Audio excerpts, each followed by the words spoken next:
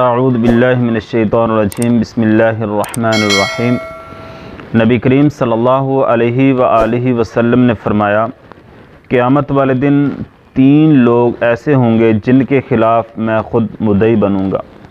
پہلا وہ شخص، رسول اللہ صلی اللہ علیہ وآلہ وسلم نے فرمایا، جس نے میرے نام پر عہد کیا اور پھر توڑ دیا۔ دوسرا وہ شخص جس نے آزاد شخص کو بیچ کر قیمت وصول کی اور کھا لی۔ تیسرا وہ شخص، رسول اللہ صلی اللہ علیہ وآلہ وسلم نے فرمایا، صبح سے شام تک مزدور سے مزدوری لی، محنت مشقت کا کام لیا اور شام کے وقت اس کو مزدوری پوری نہ دی یا نہ مزدوری دی۔